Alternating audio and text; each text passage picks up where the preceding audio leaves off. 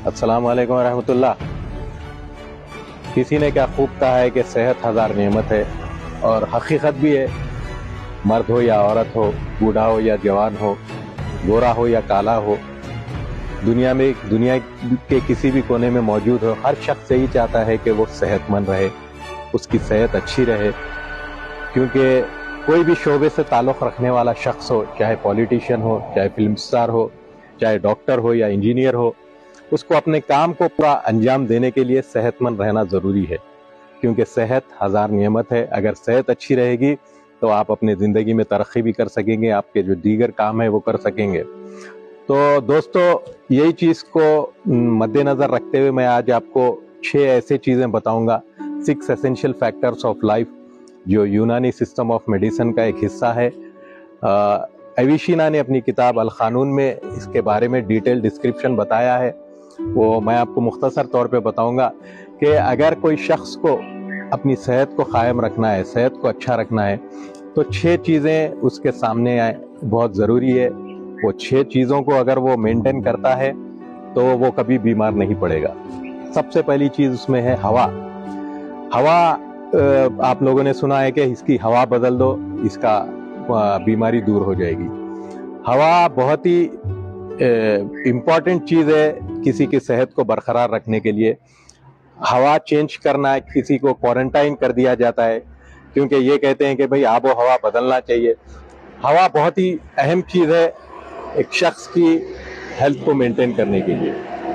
उसके बाद है फूड एंड ड्रिंक, यानी आप जो खाना खाते हैं, जिसको माकुल व मशरूबात कहते हैं। माकुल यानी खाना, मशरूब यानी पीना। आप जो खाना इस्तेमाल करते हैं, आपको देखना ये है कि जो आप खाना इस्तेमाल करते हैं वो बैलेंस है या नहीं, बैलेंस डाइट आप इस्तेमाल करते हैं या नहीं।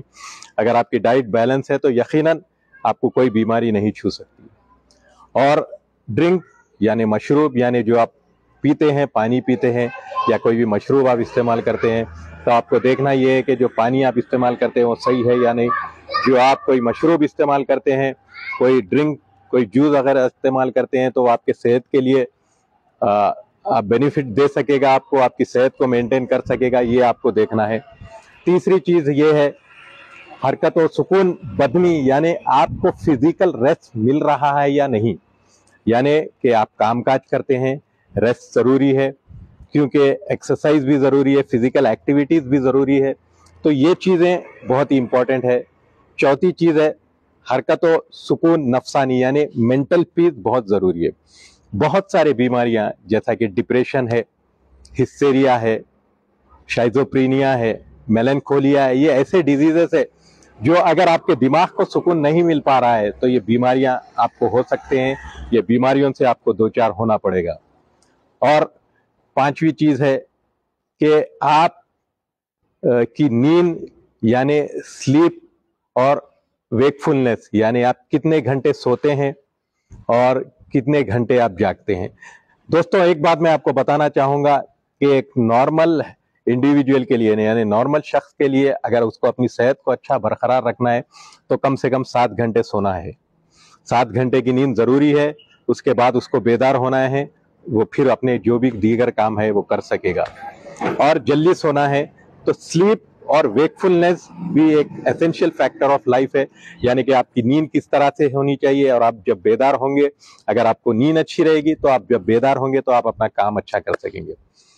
और छठवीं और आखिरी चीज है रिटेंशन एंड एलिमिनेशन। दोस्तों, ये आप अपने दिमाग के खिड़कियों को खोल के सुनिए कि रिटेंशन से मुराद एहतिबाद, यानी कोई जो चीज आपके जिस्म में रुकना है वो रुकना जरूरी है। अगर वो चीज अगर खारिज हो गई, आपके जिस्म से निकल गई, तो फिर आप बीमारी की तरफ जाते रहेंगे। और जो चीज यानी इस्तिफराग, जिसका एलिमिनेशन होना है, उसका एलिमिनेशन यानी जिस्म से निकलना जरूरी है। अगर वो नहीं निकलेगी तो फिर इंसान का जिस्म बीमारी की तरफ जाएगा। एक मिसाल देते चलूं, किसी को कब्ज रहता है, यानी मोशन नहीं आता, कई दिनों तक उनको मोशन नहीं आता, दवा खाने के बाद भी नहीं आता, तो वो उस कैफियत को कहेंगे कॉन्स्टिपेशन, कब्ज।